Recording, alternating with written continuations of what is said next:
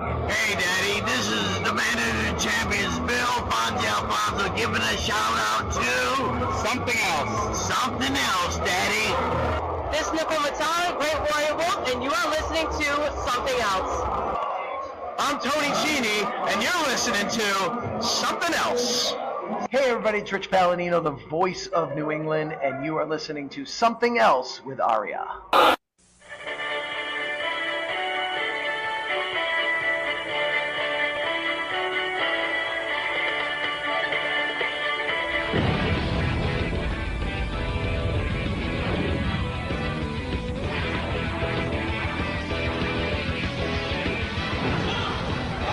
And welcome to episode number 105 of Something Else.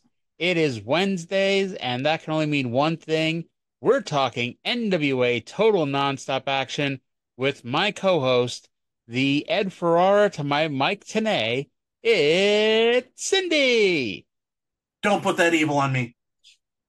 Well, he's only here for like 9 episodes, so I kind of have to do the Ed Ferrara comparison at some point.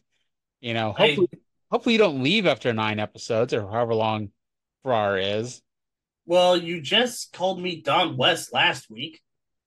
Yes, but since you already did your Don West impression, I didn't know if you had an Ed Ferrara impression. He's too nondescript. Funny thing is, I met him at a WrestleMania WrestleCon once. It was him and Russo were together, but Russo was off doing whatever. So I talked to him for like 10 minutes, and he was a really nice guy. And, you know, at the time, this was before Jim Cornette became the toxic personality that he is. I kind of felt bad because I was a Jim Cornette fan and follower at the time, and he despises Ed Ferrara for, everything Ed Ferrara's done. And I'm like, wow, this is a really cool guy that, in another lifetime, I'm like, wow, I'd love to just hang and talk with him about whatever. And I kind of felt guilty about it. Yeah. But yeah, so we're talking about NWA Total Nonstop Action. We've made it to the 4th episode. We officially have champions in all of TNA. So we're off to a flying start. Let's continue that flying start. Yep. So let's go to NWA Total Nonstop Action number 4, July 10th, 2002, from Nashville, Tennessee. We're still in the Municipal Auditorium, and we have some real-life news to get into. By real life, I mean real life July 10th, 2002. According to Jerry Jarrett's book, 2 hours before this show began is when they found out that they were fucked. After weeks of being told by their pay-per-view consultant, Jay Hossman, about how they were getting between 38 to 60,000 buys on each of their shows, Jerry spoke to In Demand directly, who told him that the 3 shows combined have totaled about 50,000 buys. Now, this is for a show that needed 45,000 a week to turn a profit, and they are losing their asses. It turns out Hossman was using fake in-demand stationery to create these reports and was alleged to have told In Demand to not even bother marketing the show, that he would take care of all the marketing himself. Jarrett said the plan from here is to scale the budget back to around $30,000 per show and begin doing shows from the Nashville Fairgrounds Arena, which they do starting in 2 weeks. Now, I'm going to tell you some things that happened on this show, and you might be wondering, with everything I just told you, why would they be doing this? Like the loud-ass pyro that starts the show. Well, the pyro was already paid for, so, you might as well shoot it off, and this may be the last time they do it, too. And the pyro was so loud you can't even hear Tenay introducing the show.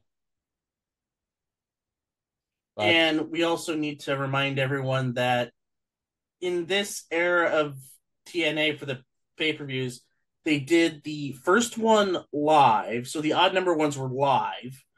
The second one was pre-taped immediately afterwards, or they used matches before and after they went live.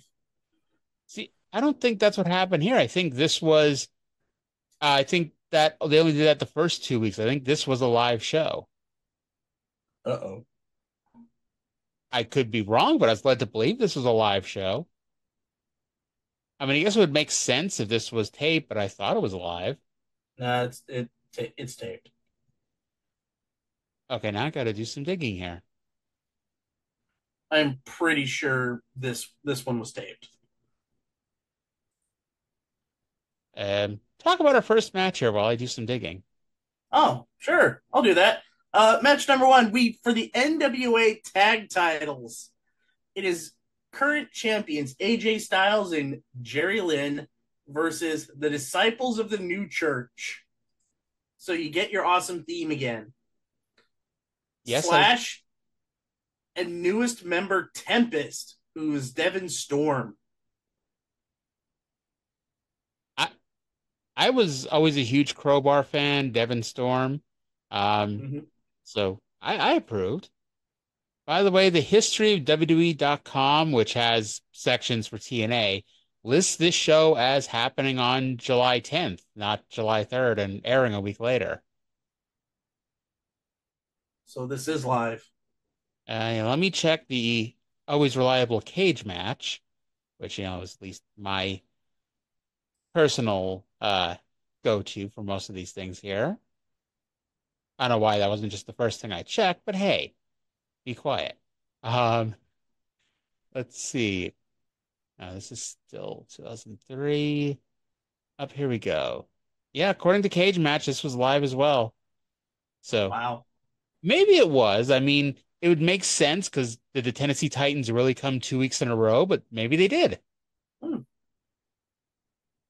By the way, I forgot to mention that the production of on this show sucked.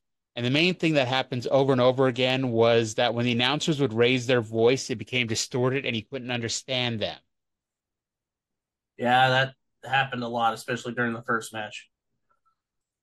Because Don West was overexcited for AJ Styles.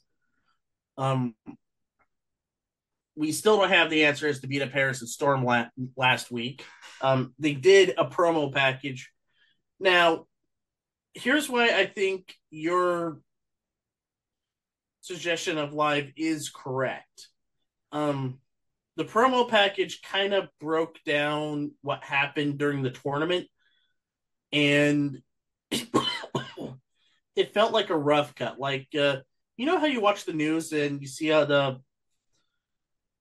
the camera stuff? Yep. That's what it felt like. It felt like a news cut. I'll be honest, I like it's different. And not necessarily in a bad way. So by the way, in case anybody is somehow confused, and I don't think anybody is, but just trying to, dumb it down for our audience, just in case. When she said Harrison Storm got beat up last week, it's James Storm, not Devin Storm. Yep, James Storm and Chris Harris. They got beat up. We know who did it, but we'll not spoil it for anybody. Unless you listened to the show last week when I flat out said who did it. Yeah, you hot-shotted it. Well done. It wasn't well done. It was the hot shots. I wish it were well done. It would have been a bit better. Plus, they had the better outfits. I don't think they could have afforded well done. They could have afforded well done. I mean, they were doing, I think I saw Steve Dahl wrestle on Saturday night when they first started the Cruiserweight division in '96. Yeah, but, it's WCW, it's probably getting 100,000. They were not going to give Steve Dahl and Rex King $2,000 each to come in and, do a job. At least I hope. Do a job to Storm and Harris and that they would be booked multiple weeks? Well, for $2,000 per show. I'll be honest, you give me $2,000 per show, I'll come in and do a job. I'll do 50 jobs if you want me to. Yeah. Give me $2,000 a job. Great. There you go. By the way, note that the least experienced wrestler in this match by far is AJ Styles, as he's only been wrestling for about 3 or 4 years at this point. Um, and one thing of note, and this is important, Jerry Lynn is not just one half of the tag team champions. He is also in the main event, which is a six-way X Division elimination match that will allegedly determine the rankings. I say allegedly because those things will never matter, no matter how many times they do the ranking match. Yeah, AEW found out the hard way twice, and look what happened. But at least they gave it the old college try. TNA would just randomly announce, oh, we're going to do a rankings match, and then it never mattered ever again. It mattered a couple of for the next 2-3 weeks, but after that, not so much. It mattered in the sense that the winner gets an X Division title match. But Yeah. like the guy who gets beaten last, it's not like, oh, he's now going to move into the new top contender spot once the winner gets a title match next week. Mm. Um, so let me see. AJ teased the flip dive, but instead just sprung back into the ring and Tempest necked him on the top rope. AJ goes for the Styles Clash, but gets backdropped over the top. AJ, though, lands on the apron and hits a springboard missile drop kick. They tell the story that AJ could have tagged out at any point, but he kept doing moves. So Lynn just gets in the ring when we break down into a four-way. Styles does a slingshot dive, but the new caught him. So Lynn did a tope out of the ring onto them. I note the heels finally get the heat on Styles, which did force him to finally give the tag to Lynn. Lynn went for the cradle power driver, but got punched in the dick instead. Lynn blocks a top rope hurricanrana, and I'm not sure what was meant to happen, but Tempest fell down. Lynn hits a cradle pile driver, but AJ blind tags himself in so he could hit the spiral tap for the win. Despite winning the match and being the tag team champions, Jerry Lynn is not happy and he storms away. The announcer speculated it's due to Styles making the finish of the match all about him. Makes sense to me. That's pretty much the story that has been told over the past couple of weeks. Same thing happened in the tag title tournament match, in the final match, where AJ Styles kind of blindly tagged in, did the spinal tap for the three, even though Jerry Lynn had it pretty much in hand. I would have liked, because again, it's not like, in theory, this show's going to end in 10 weeks, and so we got to, kill all of our angles as fast as we can. I would have liked to see this team be a cohesive team for a lot longer than this, because this tag team division sucks many dicks, and so AJ and Lynn could be a great tag team. Let them go 3 or 4 months of having tag team title matches, and you still have that Jerry Lynn going, I want to be the X Division champion too, AJ, and you got that belt. And it eventually leads down the line, because at least by that point, hopefully, you've built up the tag team division a bit more. And, you can separate these two into the X Division title exclusively, while now you have a little bit better of a tag team division. And that's one of the things also I forgot to mention. Jerry Jarrett notes in his book that the tag team division sucks and needs a lot of work. And, we're going to see over the next few weeks, they try to improve the tag team division and bring in, more experienced and better teams. Right. They have the new church. They have a tag team for the new church, which is a plus. Like, we saw the Hot Shots backstage last week, which is another young tag team. We had Joey Matthews and Christian York on the first show. What happened to them? Why aren't they around anymore? I have no idea. You'll see more come up in a few weeks, and we'll talk about that a bit later on, especially when we get to when I think they start turning the corner into being somewhat decent, and that's when we get to episode 7.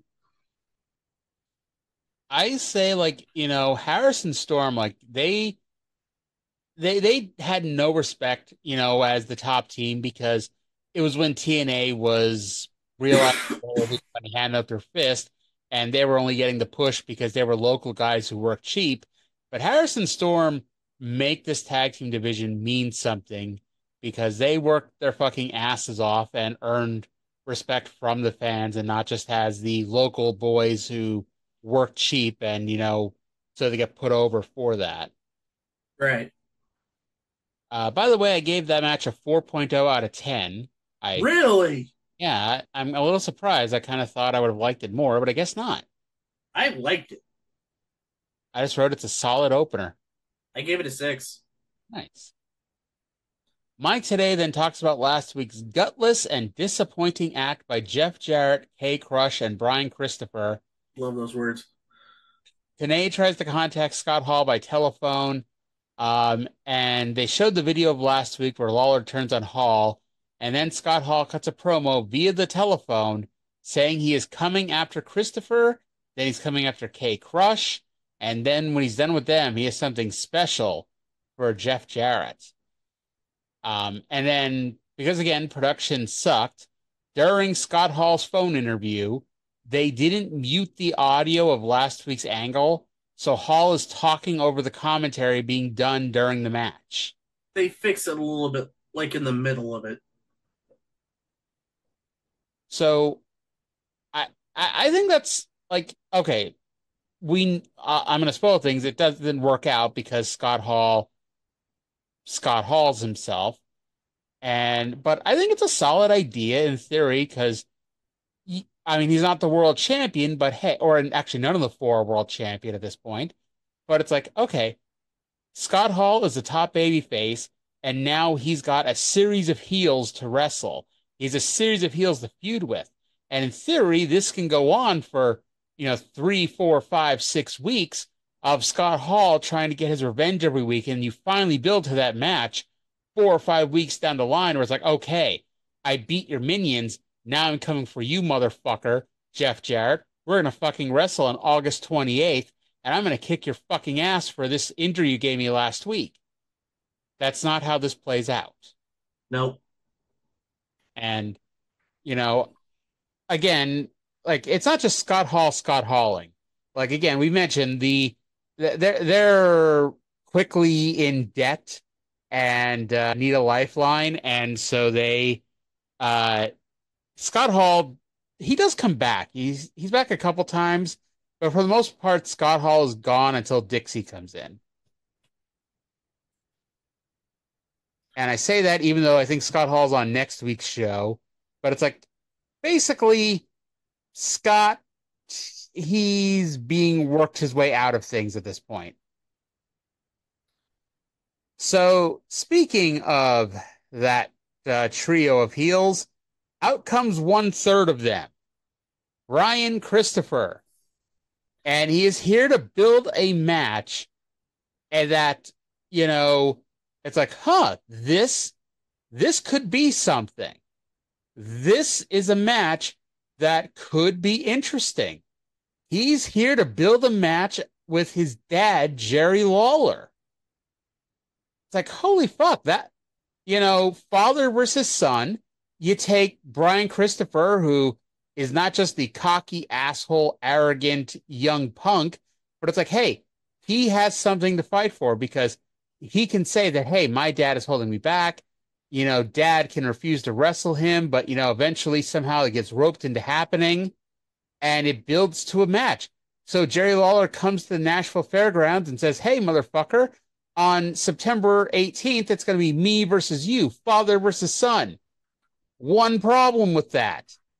Jerry Lawler, who is the proponent of this feud, or is one of the proponents of this feud, works for another company and has no idea this is going to happen. I think they're estranged at this point, aren't they? Maybe.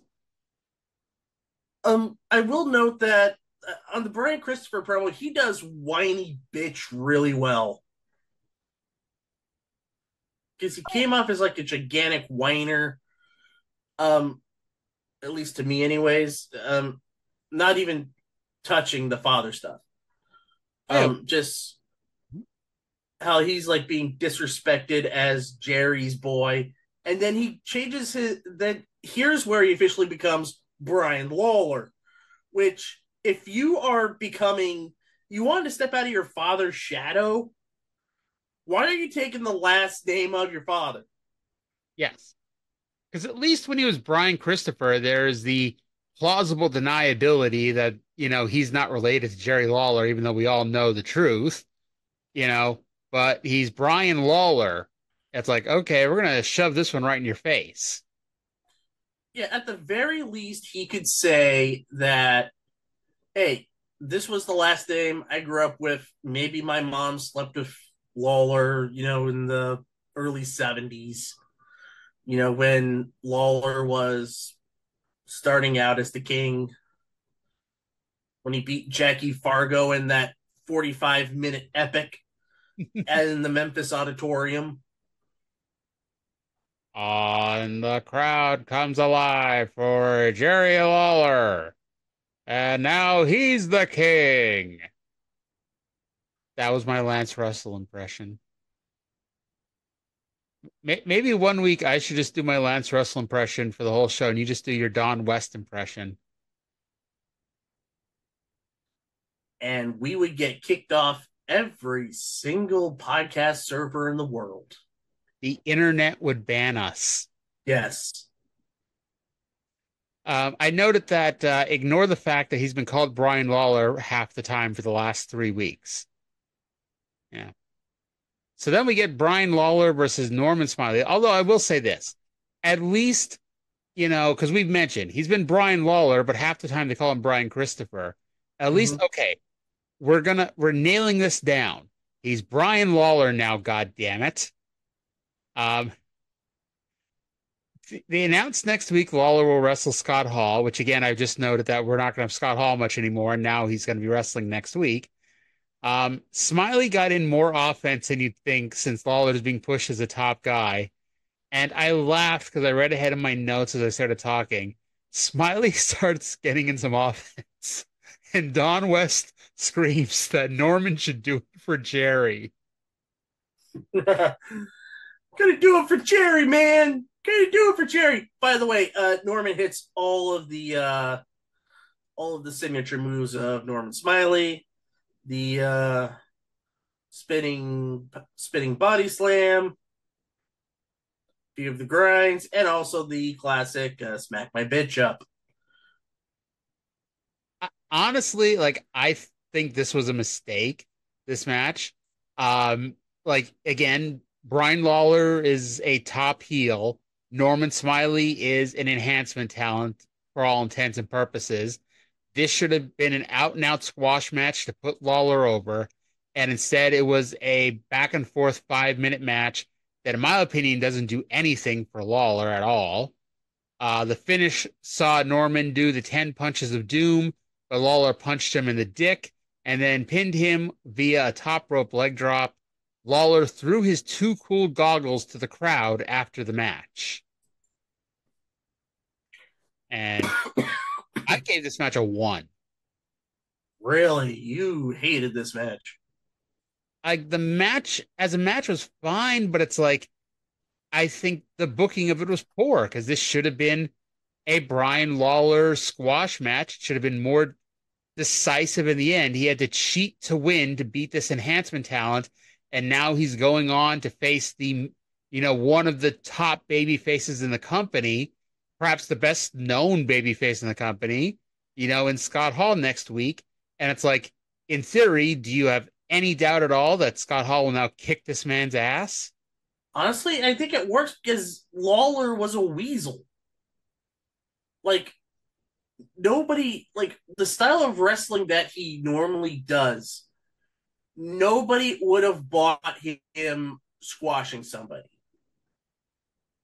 But then, even a rookie fresh out of wrestling school, nobody would have bought Brian Lawler in his size and his demeanor squashing somebody.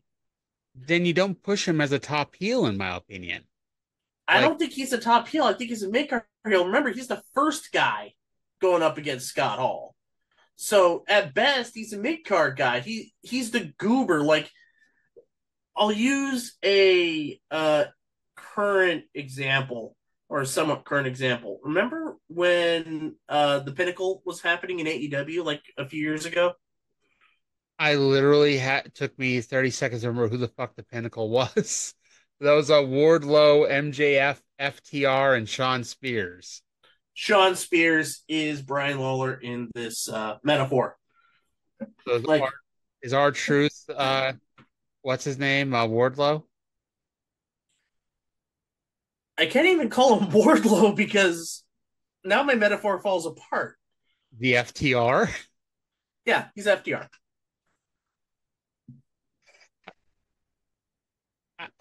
I don't know. I thought it was a solid WCW Saturday Night-esque match. I gave it a 4.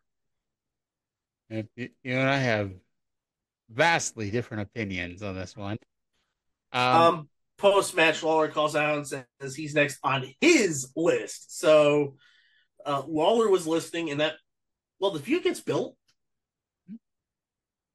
By the way, Jerry Lawler called Jerry Jarrett and basically asked why the fuck he's booking his son to call him out for a match that will never happen. Just saying that. What did Jerry Jarrett say? He was like, yeah, it was Brian's idea, and we gave him, a little bit more leeway than we probably should have, and blah, blah, blah, blah. And hey, at least someone, is making sense. Too bad it's a guy that works for another company and will never be coming in here. Nope. Backstage, Jeff Jarrett is harassing Bill Behrens about getting a title shot with Ken Shamrock while other people argue in the background. And I was like, oh God, another fucking production fuck up. You just have people in the background arguing. Behrens said that if Jarrett was the one who beat up Jim Miller last week, then he's suspended.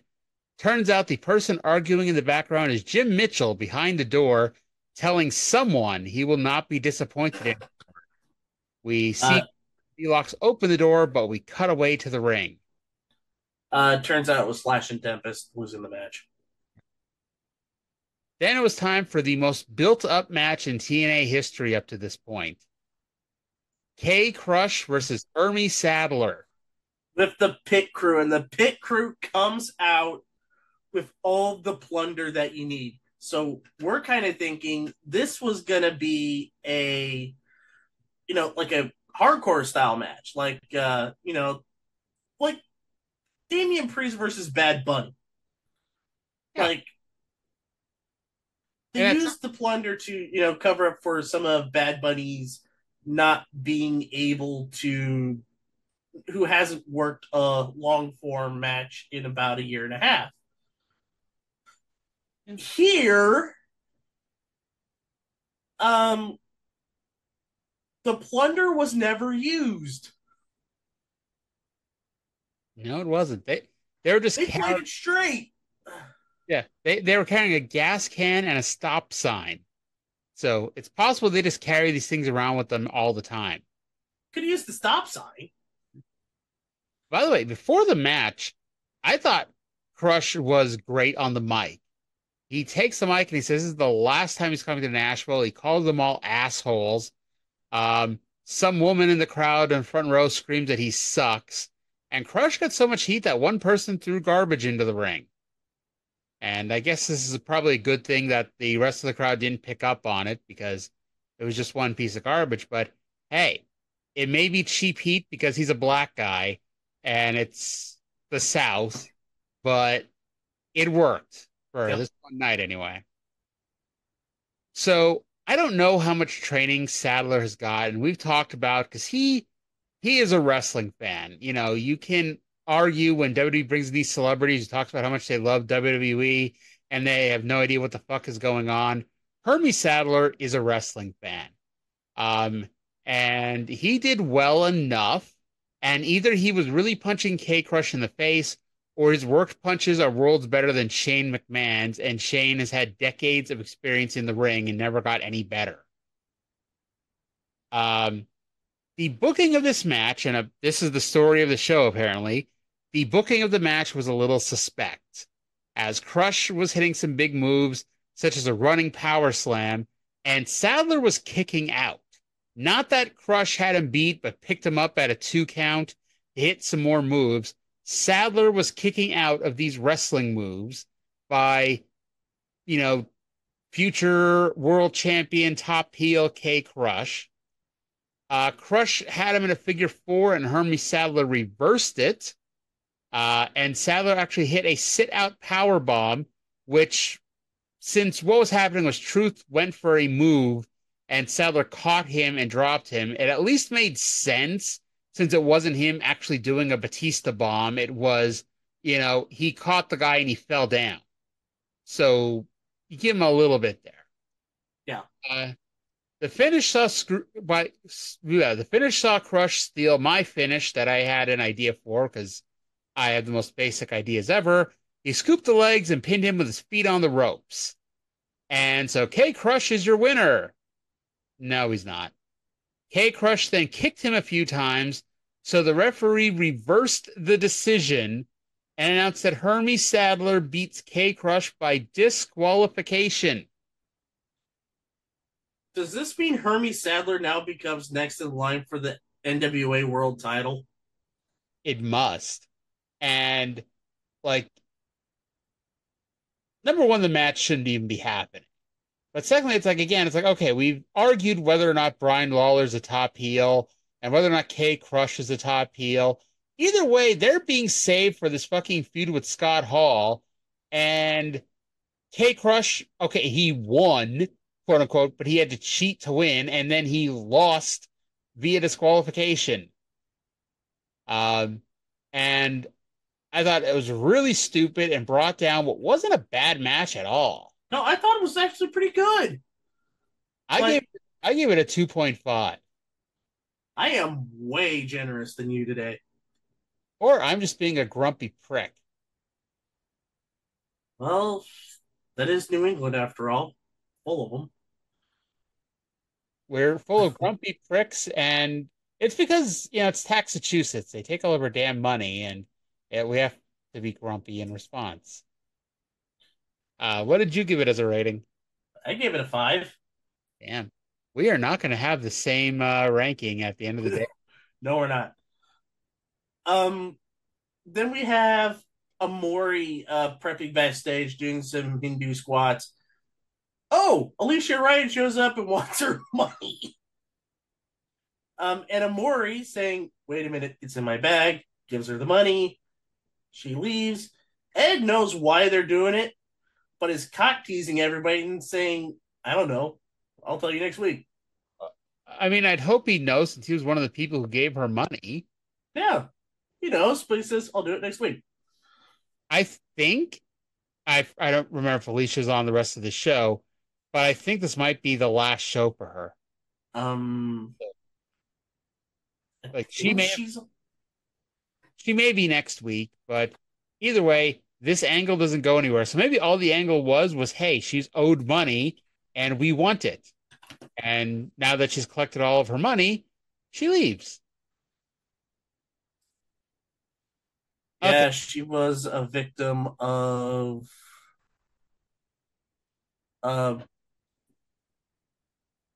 budget.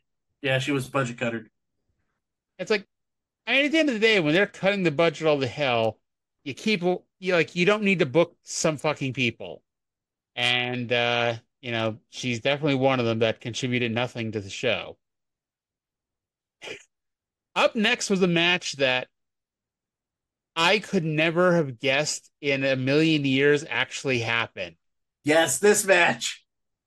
The Hot Shots versus the Briscoe Brothers. Briscoes were given the jobber entrance, by the way. But yes, those Briscoe Brothers, Mark and Jay, and they look like they have a combined weight of about 135 pounds. Mm-hmm. And they're wearing singlets, which, I get. It's, the beginning of their careers. It just looks weird. The Hot Shots we've mentioned as a team, but we never really told you who they are. I don't think anyway. But it's Cassidy O'Reilly and Chase Stevens. Chase Stevens would become the blonde-haired natural, and Cassidy O'Reilly would drop the O and become Raven's minion for a brief while. This was a match in the same way that Francine Taylor Vaughn match last week was a match. Except they actually did stuff for a few minutes before storyline took over. Malice stomps to the ring and beats the shit out of all four of them. And it's even wackier when, hey, we've spoiled it at least twice now, so we'll just say it. The Hotshots were the ones that attacked America's Most Wanted, and they're going to come back to get their revenge on the Hotshots. And here, with what is essentially a 4-on-1 advantage, them and the Briscoes get their ass kicked by Malice. It's like, literally, there was no other tag team. Like, okay, I know I'm getting in an uproar about the wrong team because it really should be like the Briscoes are the ones protected. But, the Hotshots are the ones that are in the feud, even though we don't know it yet. So instead of protecting them, when Malice hit the ring, they could have ran away, and let him just kill the Briscoes. Instead, Malice beat the shit out of everybody. And as the old days of WCW where they'd send out Scott Steiner to beat the crap out of half a dozen cruiserweights. Waka wa hey hey, waka wa hey hey. By the way, Malice chokeslams Jay in the middle of the ring, and I thought the building exploded. Yeah, apparently that was a sound screw up because people on commentary noted that too, and they still like it. The edge of the ring is not the hardest part of the ring. It's that center part of the ring because it looked like it sounded like Jay Briscoe's back got broken. Someone tell JBL and Michael Cole and all them. I think they smartened up. JBL's not even doing commentary anymore. Hey, that much I knew. Like, I know I don't watch a lot of modern wrestling, but I know anymore. By the way, I gave the match, and again, this has a lot to do with the booking of all these matches. The matches themselves, a lot of them are probably better than I'm giving them as a rating, but just the booking of them, I'm just so pissed off about that I take it out in the rating. 0.5. 2 out of 10. It was storyline. That's all. So, by the way, the entire new church was down there, but only Malice got in the ring until afterwards when Mitchell announces that they are not leaving until Ken Shamrock's blood is on Malice's hand. Literally on his hands. Yes. James threatens to have the new church beat down all the fans at ringside, and then Mitchell sends Slash and Tempest after Tiny the Timekeeper, who would later be known as TNA's fat, naked, oily guy. I did not know he was there at the beginning. Yes. He was always the timekeeper. Wow. And then WWE brought up Big Dick Johnson, and somehow we needed that to be made fun of. Because, 2007 was weird. Malice pulls up Tiny's shirt, and that was too much for everybody, including Ken Shamrock, who runs in. The World Heavyweight Champion runs in and gets beaten up by 3 men, which leads to Ken Shamrock's opponent in our world title match, Omori, making the save. So, and even though Malice did not have Ken's blood all over his hands, Mitchell took his man away. By the way, on the list of people who've now gotten beaten up on this show, Borash has been beaten up. And I just mean this show. I mean, like the whole 4 weeks. Yep. Borash, Don West, Ed Ferrara, and Tiny the Timekeeper. If I'm Mike Tenay, I am warning Russo to stay the fuck away from me. And I think Tenay was there for the longest time. And I think he was threatened, but he was never beaten up. Don West got beaten up a couple of times. He was beaten up by Scott Steiner. I mean, that was Jerry Jarrett's original idea, and we're going to see some of the dumber shit in the next few weeks, where it's like Jerry Jarrett's idea was Mike Tenay is our lead announcer. You treat him with respect. No one is going to be wrestling Mike Tenay, so you lay the fuck off of him, and it's okay to fuck with DW and fuck with Ferrara and fuck with Borash, even though they're not going to wrestle either. But you're now supposed to have the credibility. And by fucking with him, it removes all credibility. Right. Smart. So backstage, Goldilocks is with the Dups. Oh, God. This promo sucked. They were last seen refusing to wrestle the gay team, but they don't have a problem wrestling the Elvis team. Bo Dupp, who is the future Trevor Murdoch, picks his nose and goes to eat it, but instead he says the hound dogs lick themselves and hump women, and that's what they're going to do to the Elvises. They're going to hump the Elvises? It's best to not look into it too much here. Speaking of looking into too much, then we get a stand-up, and he does all of these horrible mixed metaphors while sounding like Daryl and his other brother Daryl from the Bob Newhart show. The new Bob Newhart show, the one just called Newhart. And while one's talking, the other one is slobbering all over Fluff. And backwards? I thought Trevor Murdoch was stand-up. Who cares? Trevor Murdoch picked his nose, and the one that isn't Trevor Murdoch, the one that fucked the cat and took her from Jerry Lawler, was I have no clue what the fuck he's trying to say. Wait a minute. Fluffed Up is the cat? No, Fluffed Up. No, the cat. When the cat left Jerry Lawler, after Jerry Lawler left the WWF for the cat cheated on him with the dup that isn't Trevor Murdoch. Wow. Yeah. He definitely outshot his range, I think.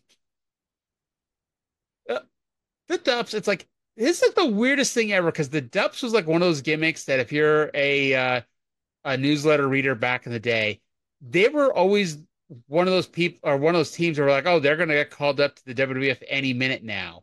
It was like them, Scott Bradley, and a few other people who never ended up being called up. And it's like the Dups end up in TNA. I think his name is Steve Bradley, not Scott Bradley.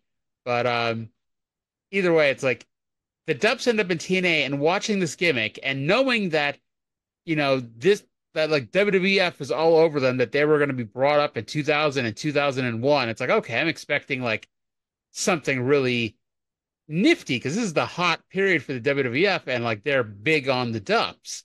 And I'm getting this.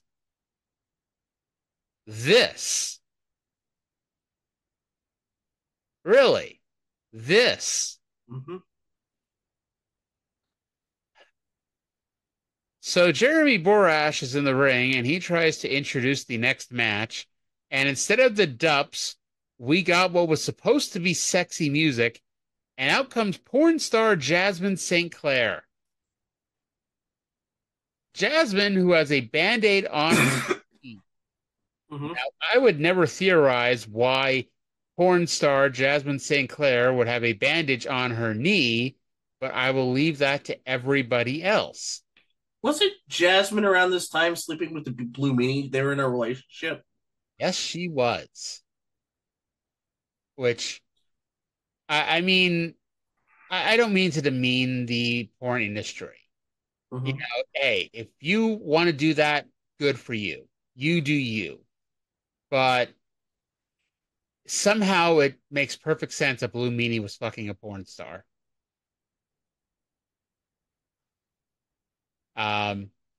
So Jasmine says she's been sitting at home watching the show. So she's the one person who's been buying the show, patiently waiting to see some ass. I imagine she wasn't the only person who thought that NWA TNA was porn. Yep.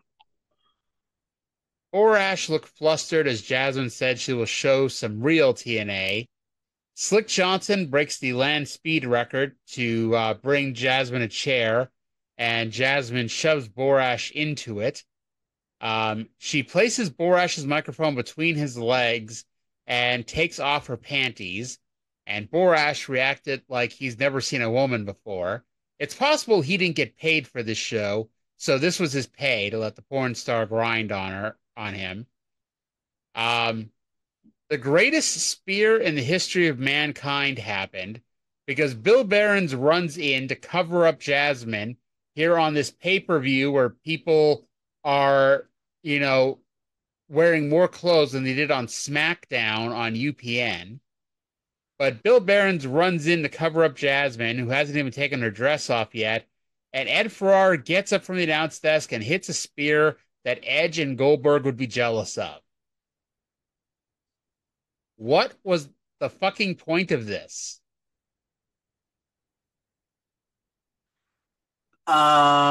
Maybe to draw some eyeballs, but they never hyped up Jasmine St. Clair. Maybe it's like, hey, anything can happen here in TNA. I also have it noted here. Bill Behrens ruins it all. I hope Jarrett kills him later in the show. I just, I know Ed Ferrara had some training because I think he was a manager at one point. He may have even been a wrestler, but it's like, that was a hell of a spear. You don't remember the greatness that was Oklahoma? I mean, that doesn't really count. But I mean, before he was even in the WWF, he had a little bit of training. I think everybody got a little bit of training around that time period, like 97, 98, because wrestling was hot, brother. Wrestling was hot, and, somebody needs to beat up a whole bunch of nobodies. When you have that big, a storyline, have Ferrara's like a security guard and he gets beat up. Do you remember when JR was a heel in 99? He was with Dr. Death. And one week, Ed Ferrara came out on Raw. And this was obviously before Oklahoma. But he came out on Raw and did a Jim Ross impression. So JR brought out Dr. Death to drop Ed Ferrara on his fucking head. Yeah, this was part of Tiger Ali C saying Americans will do anything for money. So they had Ed Ferrara in the audience, and they gave him like $250 or something. And he did the impersonation, and Steve Williams just beat the living dog snot out of him. So we finally get our match, and I was begging for Jasmine St. Clair. The Dups with Fluffed Up versus the Flying Elvis Impersonators, who are Sonny Siaki and Jorge Estrada tonight because Jimmy Yang is touring with All Japan. And I actually noted what I said earlier. There were always rumors in 2000 and 2001 that the Dups would be signed to the WWF main roster. And all I can say is the best decision WWF ever made was not putting this gimmick on their TV. This is so low rent and unfunny. And then Mortimer Plumtree, who does not go away, he sticks around a lot longer than you think he does. Yep. But he no longer has his Johnsons. He walks down and joins the announce table and says that the Johnsons need some fine-tuning and everything will be fine. It won't be, because like we mentioned last week, the Johnsons never come back. They got fine-tuning 4 years later as the Gemini. In OVW for a brief period of time before Jim Cornette banned them from OVW.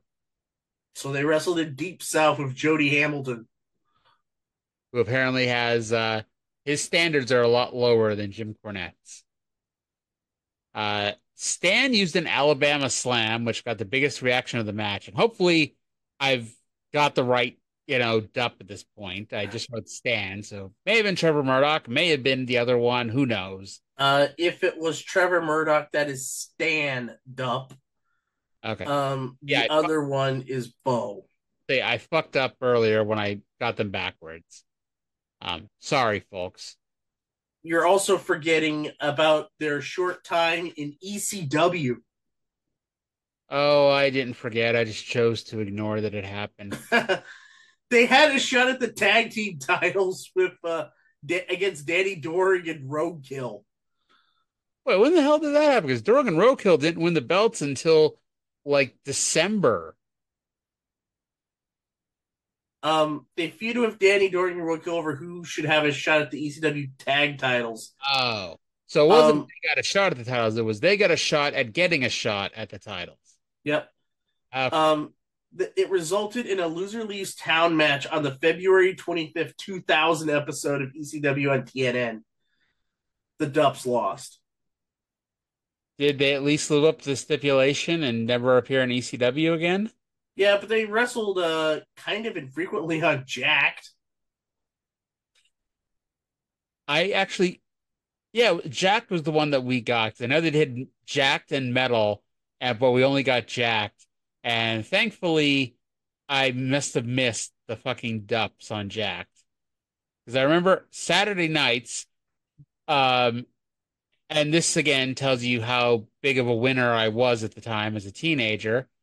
Saturday nights, our local UPN would re-air SmackDown from 8 to 10, and then our WB would air Jacked from 10 to 11, and then some other station aired ECW Hardcore TV from 11 to 12. Mm-hmm. So that was me being the big winner that I am in the year 2000, watching wrestling on Saturday nights. The year 2000. Also, by the way, we're forgetting two other Dupps who went by the wayside. Jack Dupp, and who turned out to be nobody. I wanted to believe that was Scott Steiner doing a Dupp gimmick. No. I would have totally watched if Scott Steiner was doing the Dupp gimmick. Mm-hmm. It would have drawn no money, but it would have been fucking hilarious. And then you have Puck Dupp, who was Marty Garner. Wow. Good old Champagne. Wow.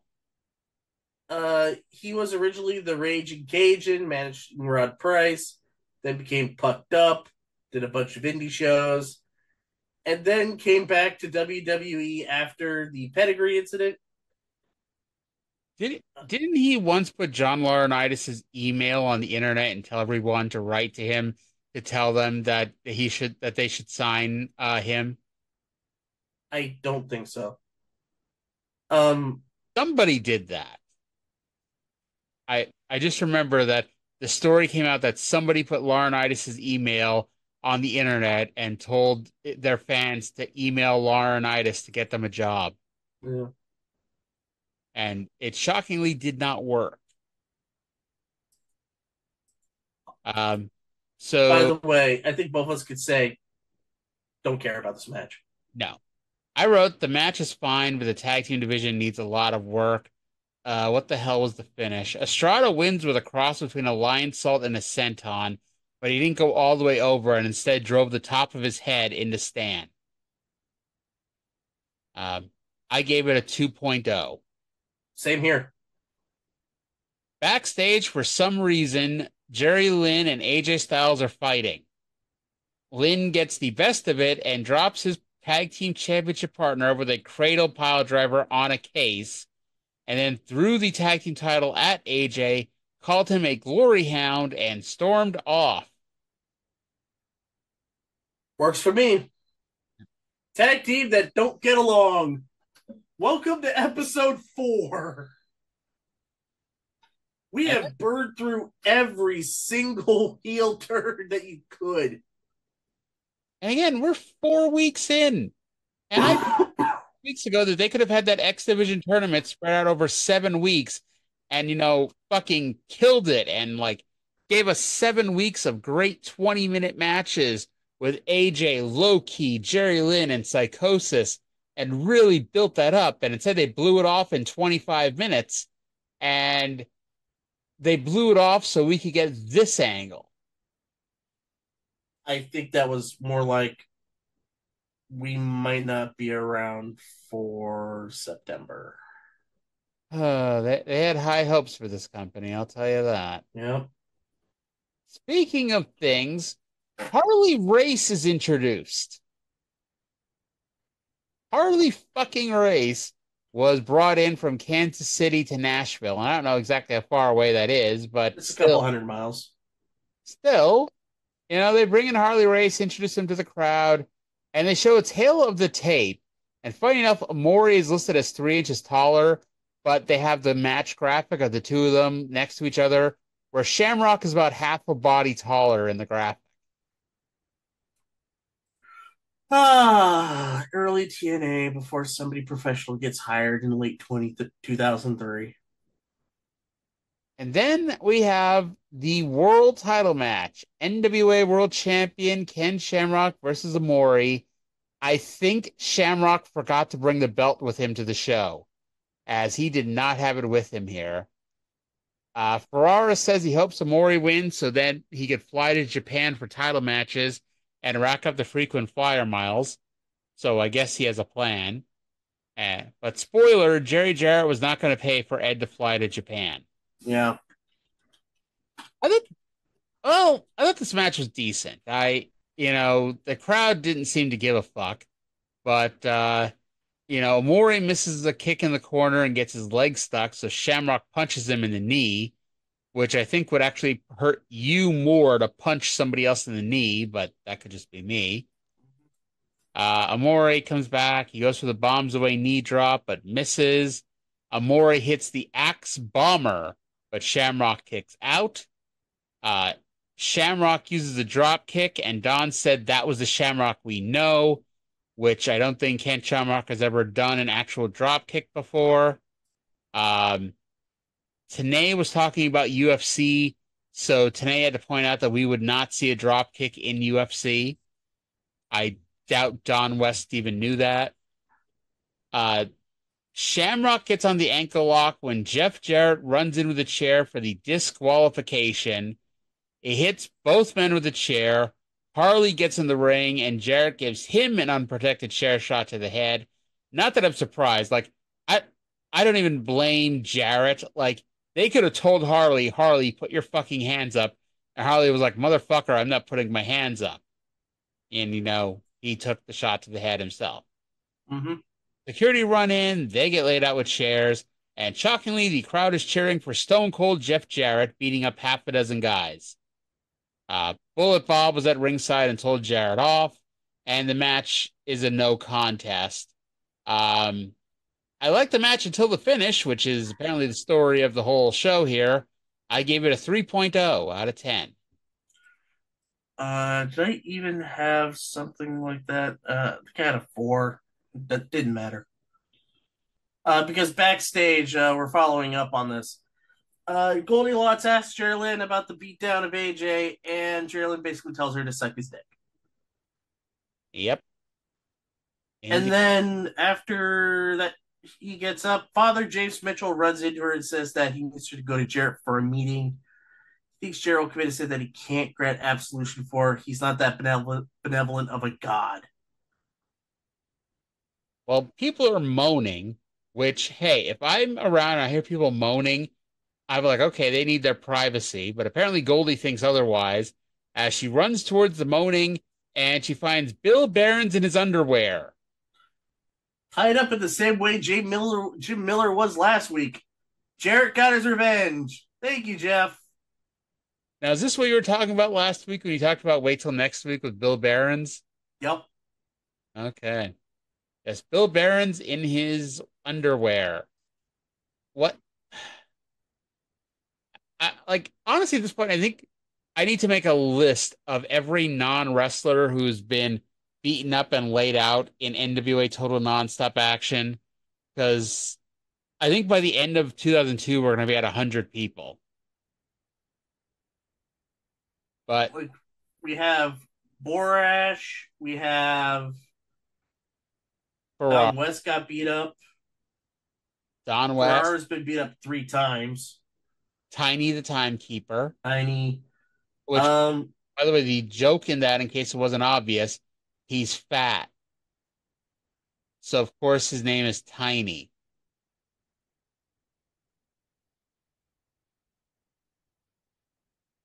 That is the sound of all the people laughing right there.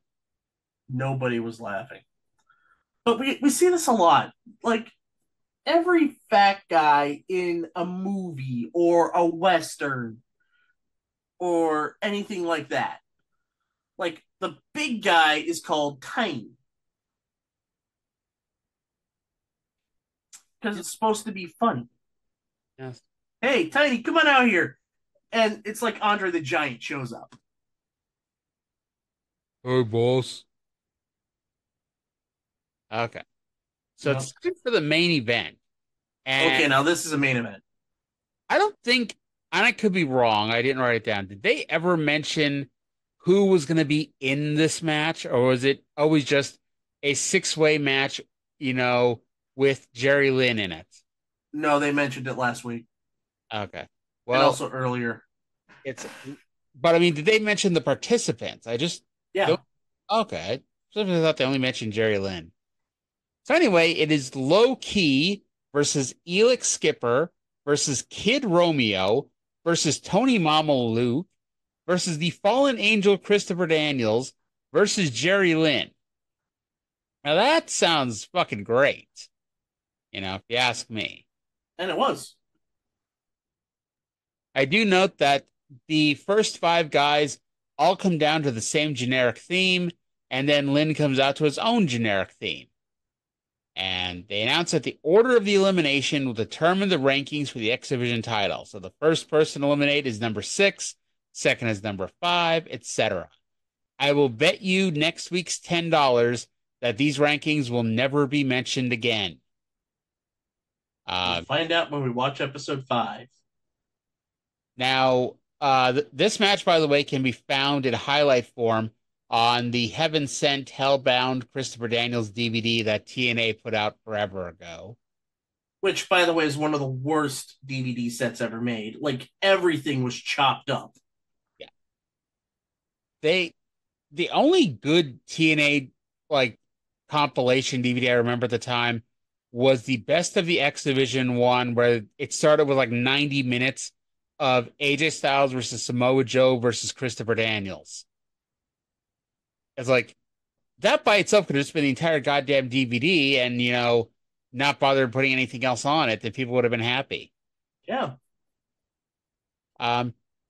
So Elix's former tag team partner starts with Elix's future tag team partner as Romeo and Daniel start.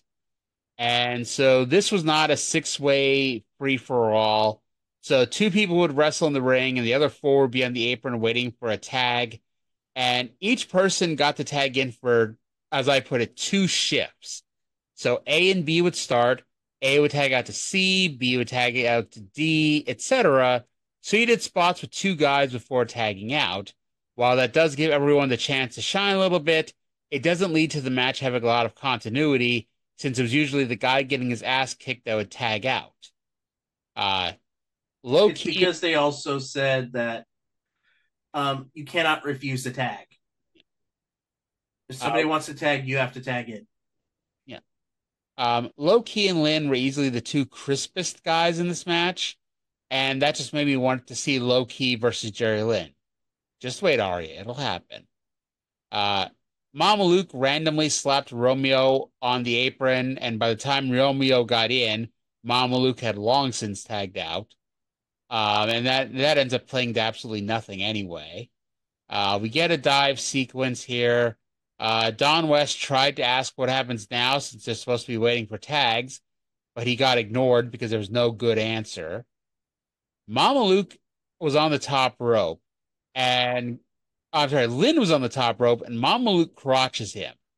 Lynn fell to the outside, and we went to a replay of the dives. When we come back from the replay, we were informed that Jerry Lynn has been counted out. Apparently, they had 2 referees out there. So something went wrong. Indeed, it did. So Jerry Lynn is out. He is now the number 6 contender to the X Division title in some stupid ass booking. Skipper then pinned Mama Luke with the play of the day. Makes sense because Tony Mama Luke isn't long for TNA. I think he's a one and doneer, at least, for now anyway. Low Key shot Skipper off the ropes. Skipper falls through the ropes and lands on his head. Back in the ring, Skipper did the Matrix bend and drop kicked Low-Ki in the corner. Daniels got in and pinned Skipper with what was called Last Rites, which was basically a fireman's carry face buster. Romeo then gave Daniels the Emerald Fusion up the top rope, and the referee counted the 3, but Daniels had his foot on the rope, so it got waved off. Key then submitted Romeo with the Dragon Clutch. And I should note that Kid Romeo, the new number 3 contender to the X Division title, doesn't come back until May. So the match comes down to Low-Ki and Chris Daniels, and I hope everyone's sitting down for this. They worked really well together. Daniels does the best moonsault ever, but takes a bit to make the cover, and Key kicks out. During the climax of the match, the fans were distracted by something off camera and then began booing whatever was going on. Key hits the Fisherman Buster on Daniels for the win. A fun main event, but let's be honest, a Low-Ki Chris Daniels one-on-one match would have been so much fucking better, but they do announce Low-Ki versus Styles for next week. Mm-hmm.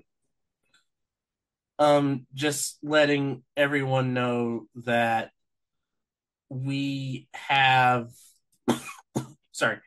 Tony Mamaluke will be back. Okay, so at least, we strive for honesty and, accuracy on this show.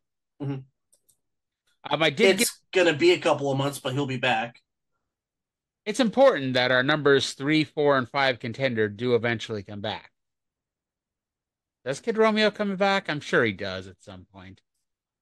I'm looking up on Cage Match. So I love this match, by the way. I gave it a 6.0. I gave it a 7. You loved this show a lot more than I did. I really enjoyed this show.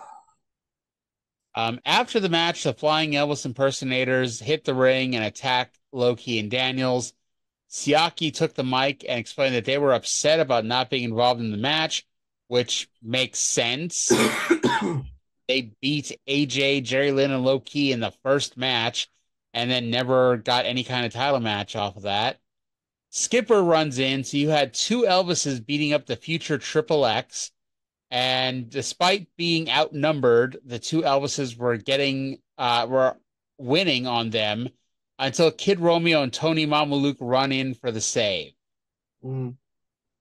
But then we get, and I mentioned this a lot because there's a lot of quasi-famous TNA moments in the early days. This is one of them. Yep. Tenay starts to wrap up the show, and you can see dozens of empty seats as people are leaving in droves. Jeff Jarrett, who's on the show more than Goldilocks, runs down. He says, screw the new church, screw Tenay, screw the NWA. The Tennessee Titans are sitting at ringside, and he calls them a bunch of losers, which leads to 3 Tennessee Titans hopping the guardrail and kicking the shit out of Jarrett. And then the new church comes and joins in on the ass kicking. But Jeff Jarrett grabs a chair, knocks out Slash. I think he hit Malice with it. Yeah. He hits Malice with it, but he also hits one of the Tennessee Titans who actually had his hand up, so he blocked it a bit. He did more than Harley Race did. Yeah. I wrote Malice and Slash run to the ring to save Jarrett's life as they drag him away. And the show ends with Malice and Jarrett fighting as far away as possible from anyone who's ever played in the NFL. What a glorious time. I don't know if the real story of this has ever really come out, what was actually supposed to happen. Because there's always been this was supposed to happen, but that happened instead. I think what was supposed to happen was... Get anything to drink? No, thanks. I got a little podcasting. I think what was supposed to happen was that one of the Titans are supposed to jump the guardrail and kind of scuffle with Jarrett, but it got, it's a non-wrestler. You can't, expect non-wrestlers to know what the hell they're doing. And it just goes into a wild free-for-all. and Jarrett had to save himself with a chair, and Malice and Slash had to save him afterwards. Mm-hmm. And like they're almost tripping over themselves to run to the ring that fast. Like I bet Jerry Jarrett is in the back because I don't know how. Like I imagine this should have gone on for a few more seconds or so, but Jerry's like, "No, motherfucker, get out there now!" And it's like they hit the ring like their jobs are on the line, and it may have been. Yeah. And that was the end of the show. Now, this is where I think we're going to differ because it's the end of the show ratings. Mm-hmm. By the way, do you have anything else to say about the Jarrett versus the Tennessee Titans thing? Yeah, they got replayed quite a bit. Yeah. I think the idea was that one of the Titans was supposed to wrestle Jarrett, but they ran out of money. And plus, football season was coming up, so can't really do that. And I doubt the NFL would have let that happen. Nope. I mean, if they weren't going to do it with a pariah like Pac-Man Jones. But didn't Frank Wycheck wrestle? Oh, he may have not been in the league at the time. No, he was done. Okay. So at least that, takes away that. So final match quality. So this is where I average out all the matches. And even with, me liking the 6-way match and was that really it was easily the best rating I gave it. I thought I gave something a 7, but I didn't. So the match quality, a 2.71, meaning if you go by star ratings, that's about 1.25 stars as the average on this show. I think my average was like a 5.6. Like I said, you like this a lot more than I did. Yep. Overall enjoyment, 2.5 out of 10. Unlike last week, we didn't have an hour of AJ Styles and Jerry Lynn to carry the show, and the show suffered for it. Ironically, Jerry Jarrett says in his book that he thinks this was their best show, but for me, it was their worst show so far. There was a lot of bad finishes on this show.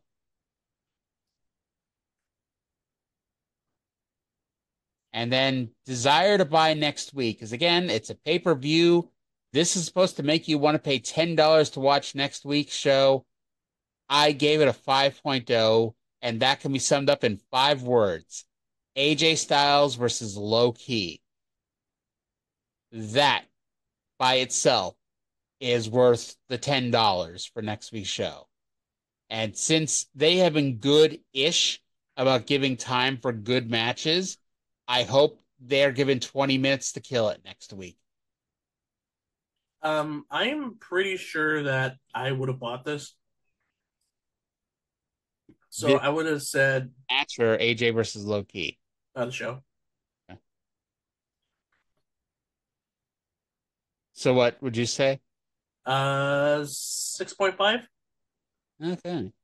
So my overall rating a 3.4 out of 10. I think my overall rating was like a 6. Man, this is the first time you and I have really disagreed on this. Mm-hmm. By the way, that Hot Shots Briscoe Brothers match was 2 minutes and 9 seconds. And according to the history of WWE.com, I may have been wrong about what DVD this was on. According to them, this was on the Best of the X Division, which I am 99% sure it was on the Chris Daniels DVD. But, By the way, the Briscoes, and I just kind of scroll down a little bit, are in the dark match next week, losing to the Lost Boys with a Z. But Azrael and Gabriel, I have no idea who the Lost Boys are. See, I thought when you said Azrael and Gabriel, that's who the Lost Boys were. That's who the Lost Boys are. In the wrestling parlance? Yeah. Okay. So, all right. So, I guess that's something.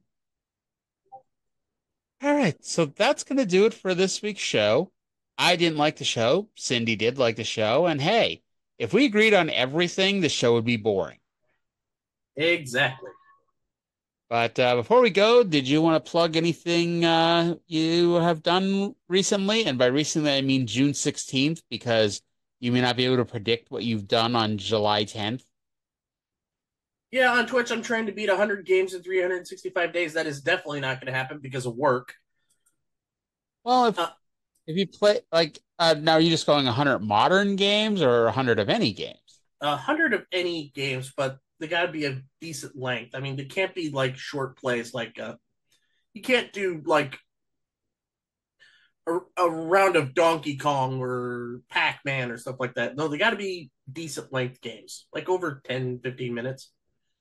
Okay, but like, okay, you could beat Sonic 2 in an hour and beat Sonic 1 in about the same amount of time. And, you know, I mean, mind you, yeah, work is more important than everything, but it's possible, and good luck to that. What are you at now in, 23.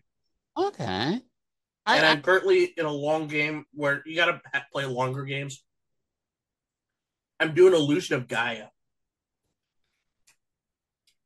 which is a fantastic game. I don't think I've ever heard of that. What's It's it part on? of the Quintet trilogy that they did with Enix. Okay.